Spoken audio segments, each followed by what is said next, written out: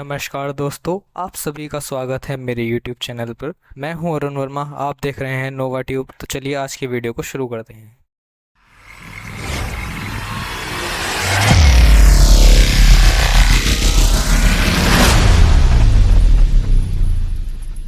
Hello friends, आप सभी का स्वागत है आज की इस वीडियो में। आज की इस वीडियो में हम बात करने वाले हैं स्ट्रिंग्स के बारे में कि स्ट्रिंग फंक्शन आपकी क्या होते हैं, किस तरह के होते हैं, कितने होते हैं और उनको किस तरह से यूज़ किया जाता है पाइथन के ऊपर। तो चलिए वीडियो को शुरू कर लें।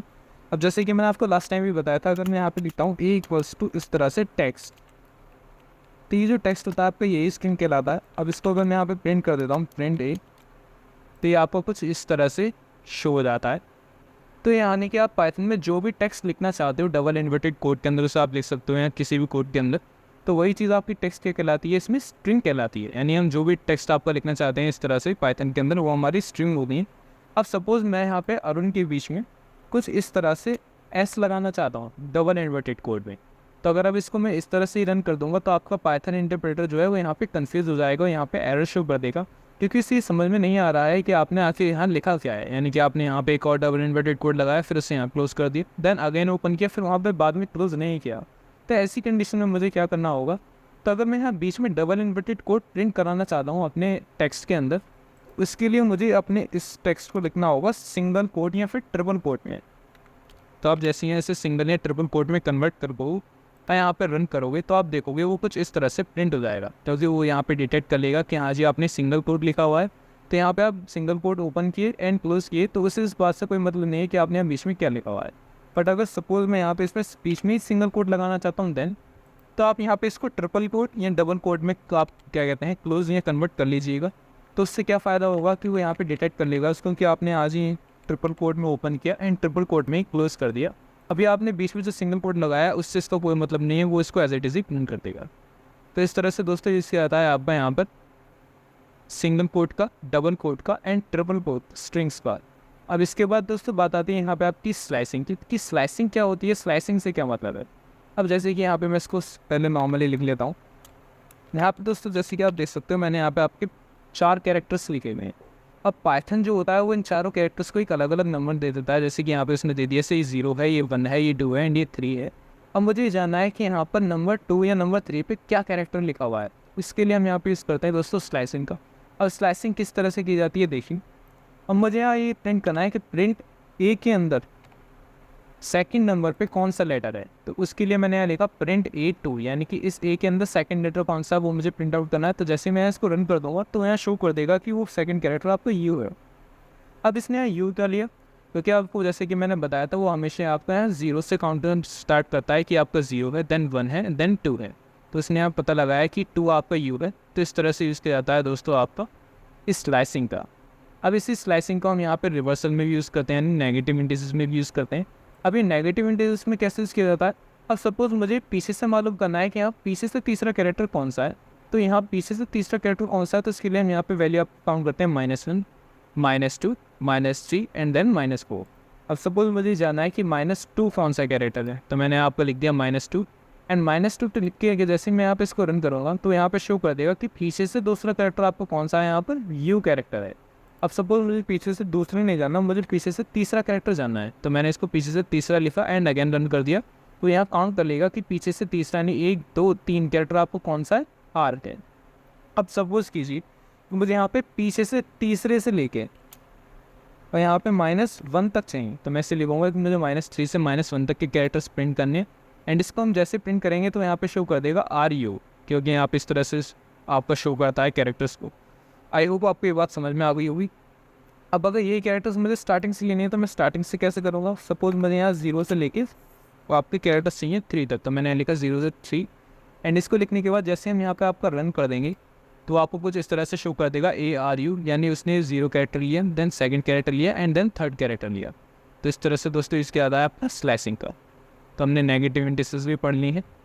इसके बाद में दोस्तों बात आती है स्लाइसिंग विद स्किप वैल्यू, यानी आपको वैल्यूज़ को स्किप करना है तो आप स्किप कैसे कर सकते हो वैल्यूज़ को पाइथन के अंदर।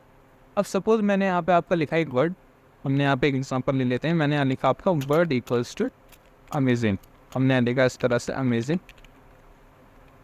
अब मुझे यहाँ पे क्या करना है कि इसमें कुछ वर्ड्स को स्किप करना है। तो वर्ड्स कैसे स्किप होंगे, अब सपोज मैंने यहाँ पे लिखा कुछ इस तरह से इक्वल्स वर्ड, अब दोस्तों इसका एक रूल है जो आपको हमेशा याद रखना है कि हमने यहाँ पे लिया 1, यानी कि मुझे सिर्फ एक ही वर्ड लिखना है। कितने आपकी कैरेक्टर्स हैं वो आपको कैरेक्टर्स के हिसाब से लिखना होगा कि यहाँ पे 6 कैरेक्टर्स का जैसे वर्ड है तो मैं लिखूँगा 6 कैरेक्टर का वर्ड है, और उस कैरेक्टर में मुझे हर सेकंड लेटर लिखना है, यानी कि मैं हर सेकंड लेटर को प्रिंट करना चाहता हूँ। तो इसके बाद जैसे मैं यहाँ नीचे आऊँगा मैं यहाँ पे आपका टाइप करूँगा प्रिंट ए, और इसको मैं जैसे यहाँ पे रन करूँगा तो आप देखोगे वो यहाँ पर क्या करेगा, उसने यहाँ एन जेड एन लिख दिया, यानी कि पहला कैरेक्टर छोड़ा दूसरा ले लिया, देन इसको छोड़ा देन दूसरा ले लिया, देन इसको छोड़ा देन दूसरा ले लिया, और इसके बाद कोई कैरेक्टर है ही नहीं तो उसने इसको इस तरह से बना दिया। तो इसको दोस्तों हम कहते हैं आपका स्लाइसिंग विथ स्किप वैल्यू, यानी स्किप करने के बाद आप किस तरह से स्लाइस कर सकते हो। इसके अलावा यहाँ पे आता है आपको अदर एडवांस स्लाइसिंग टेक्निक्स। अब इसका क्या मतलब है, अब सपोज कीजिए अगर मैं यहाँ पे हम सबको ही रिमूव कर दूँ और मैंने यहाँ पे सिर्फ एक स्पेस आपका छोड़ा हुआ है, एंड इसको अगर मैं यहाँ पे रन करूँगा तो वो क्या करेगा, आपका ए एन यानी 2 कैरेक्टर्स को ले लेगा। अब यहाँ पे ए तो नहीं है, उससे सेकंड कैरेक्टर यानी एन को ही लेगा, उसने यहाँ 2 कैरेक्टर का ले ली क्योंकि वो यहाँ से काउंट करेगा कि हाँ जी आपने 0 से लिया होगा। तो इस तरह से दोस्तों यूज़ किया जाता है आपका एडवांस टेक्निक का भी। इसके बाद अब आप आते हैं यहाँ पे स्ट्रिंग फंक्शंस पे, क्या हमारे स्ट्रिंग फंक्शंस क्या होते हैं। तो चलिए स्ट्रिंग फंक्शंस के बारे में भी जान लेते हैं। यहाँ पे मैंने एक फाइल और आपकी बनाई हुई है, इसमें हमने लिखा हुआ है, एक स्टोरी लिखी हुई है मैंने इसमें यहाँ पर एक लाइन की, once upon a time there is a YouTube channel name as Novatube. अब यहाँ पर मुझे पहला फंक्शन यूज़ करना है लैन। लैन फंक्शन का क्या मतलब है दोस्तों, लैन का मतलब है आपका लेंथ से, यानी मुझे मालूम करना है कि इस पैराग्राफ में कितने कैरेक्टर्स आपके लिखे हुए हैं। उसके लिए हम यहाँ पे यूज़ करेंगे आपका लेंथ। तो मैंने यहाँ पर लगाया आपका प्रिंट को ऑन किया, देन यहाँ पे हमने लगाया लैन, एंड लैन में मैंने आपका टाइप कर दिया स्टोरी कुछ इस तरह। और यहाँ पे जैसे ही मैं लैन को स्टोरी लिखने के बाद यहाँ रन करूँगा तो वो मुझे यहाँ पे शो कर देगा कि जी आपके यहाँ पे कितने कैरेक्टर्स लिखे हुए हैं। यहाँ पे आपके टोटल 69 कैरेक्टर्स लिखे हुए हैं इस पैराग्राफ। तो इस तरह से इसके आता है आपका लेंथ फंक्शन का। देन हमारा अगला फंक्शन आता है यहाँ पे एंड्स विथ। अब यहाँ एंड्स विथ का क्या मतलब है, तो उसको चलाने से पहले दोस्तों हम यहाँ लगा लेंगे आपका हैश, ताकि आपका कमेंट डाउन हो जाए, ताकि आपका बाद में प्रिंटिंग में दिक्कत ना करे। तो आते हैं नीचे अगले फंक्शन पे आते हैं जिसका नाम है आपका एंड्स विथ। अब मैंने एक कहा स्टोरी डॉट एंड्स विथ, यानी कि ये जो है आपकी स्टोरी एंड्स हो रही है किसके साथ हो रही है। अब सपोज करो मुझे चेक करना है कि क्या ये स्टोरी आपकी इस नाम से एंड हो रही है। अगर वो इस नाम से एंड हो रही होगी तो आपके यहाँ पे प्रिंट होकर आ जाएगा ट्रू, अदरवाइज आपका आ जाएगा यहाँ प्रिंट होकर फॉल्स। तो हमने इसको जैसे ही रन किया उसने यहाँ फॉल्स दे दिया, क्योंकि आपकी स्टोरी इससे एंड नहीं हो रही, वो आपकी स्टोरी एंड हो रही है नोवाट्यूब से। तो अगर मैं यहाँ पे इसको लिख देता हूँ यहाँ पर आपका सपोज चेंज करके नोवाट्यूब, एंड देन जैसे ही मैं इसको यहाँ रन करूँगा तो वो यहाँ पे शो कर देगा कि हाँ जी आपने बिल्कुल सही लिखा है, आपकी स्टोरी किससे एंड हो रही है, नोवाट्यूब से एंड हो रही है। इस तरह से इसके आता है आपका एंड्स विद। हम अगेन आते हैं यहाँ पे एंड इसको अगेन कमेंट डाउन कर देते हैं। आते हैं अपने अगले पॉइंट पे। अब आते हैं हमारा अगला फंक्शन जिसका नाम है यहाँ पे काउंट, यानी कि मुझे काउंट करना है यहाँ पे कि कोई भी लेटर यानी कि ए पी ओ या एन कितने नंबर पे लिखा हुआ है। तो इसके लिए अपन लोग यहाँ यूज़ करेंगे काउंट का। तो यहाँ पे काउंट कैसे यूज़ किया जाएगा, मैंने अगेन यहाँ लिखा प्रिंट एंड यहाँ पे टाइप कर दिया स्टोरी डॉट काउंट, यानी मुझे स्टोरी में से कुछ काउंट करना है। और उसने पूछा कि आप क्या काउंट करना चाहते हो, आपको क्या चीज़ काउंट करनी है। तो मैंने यहाँ लिखा मुझे ए काउंट करना है, मुझे मालूम करना है कि यहाँ पे ए जो है वो कितनी बार लिखा हुआ है। एंड इसको जैसे लिखने के बाद मैं रन कर दूंगा तो यहाँ पे शो कर देगा कि आपका ए जो है वो यहाँ पे 5 बार लिखा है। जैसे कि आप यहाँ काउंट कर सकते हो, पहली बार यहाँ हो गया, 1 बार हो गया, एंड देन 2 बार हो गया, 3 बार हो गया, 4 बार हो गया, एंड 5 बार हो गया। तो यहाँ पे इस तरह से यूज़ किया जाता है दोस्तों काउंट का। काउंट आपको ये बताता है कि आप जो भी लेटर यहाँ पे लिखते हो वो यहाँ पे कितनी बार रिपीटेबल हुआ है।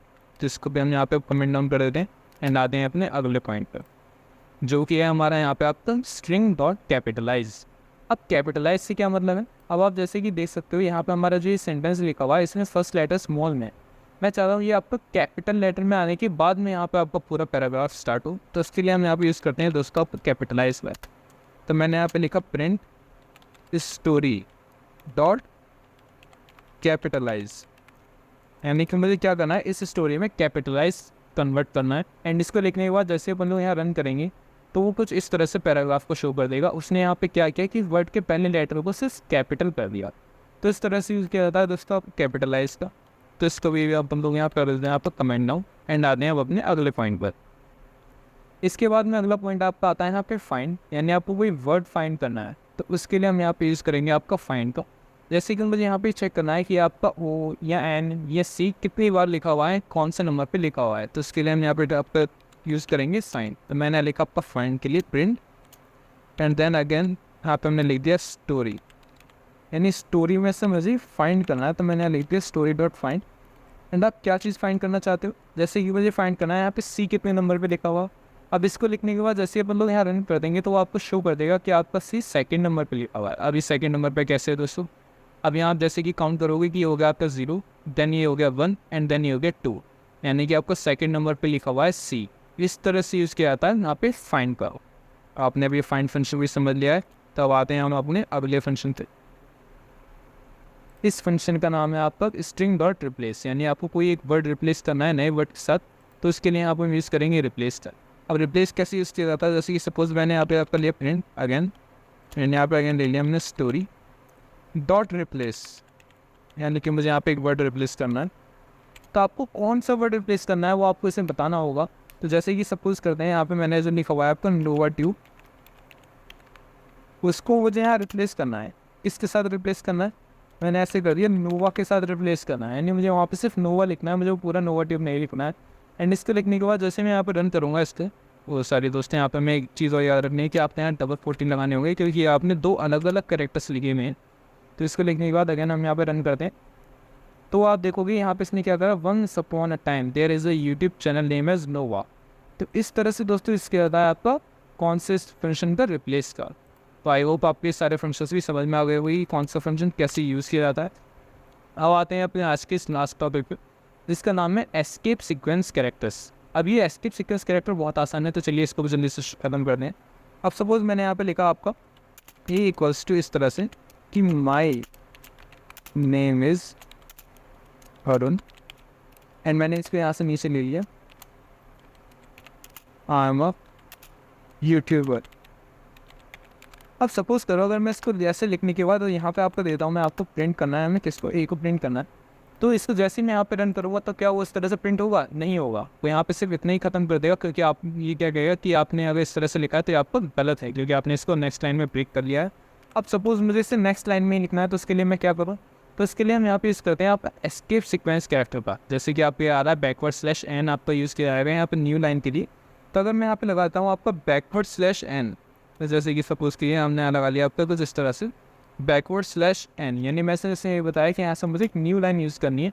एंड इसको जैसे मैं यहाँ पे रन कर दूँगा तो आप देखोगे वो कुछ इस तरह से आ जाएगा कि my name is Arun and ये नीचे आ गया आई एम अ यूट्यूबर। इस तरह से यूज़ किया जाता है दोस्तों आपका एस्केप कैरेक्टर का। अगर आपको यहाँ टैब देना है तो आप यानी स्पेस देना है, तो उसके लिए आप यहाँ यूज़ करेंगे टी का। तो अगर यहाँ मैं एन की जगह डाल देता हूँ आपका टी, एंड इसको अगेन यहाँ पे रन करके देखूँगा तो आप देखोगे इस बार यहाँ पे बीच में स्पेस आ गया, यानी एक टैब दे दिया इसने। तो टैब के लिए हमने क्या यूज़ किया यहाँ पे टी। अगर आपको सिंगल कोड लगाना है तो उसके लिए आपका इस तरह से लगेगा, एंड डबल कोड लगाना है तो उसके लिए आपका डबल बैकस्लैश लगाना होगा। तो इस तरह से दोस्तों यूज़ किया जाता है स्ट्रिंग और उसके फंक्शंस। आई होप आपको ये वीडियो समझ में आ गया होगा। तो आज के लिए बस इतना ही, मिलते हैं अगली वीडियो में, धन्यवाद। और वो जो लाल वाला बटन है उस पे भूकंप लेके आओ या फिर भूचाल, मुझे नहीं पता, बस क्लिक हो जाना चाहिए।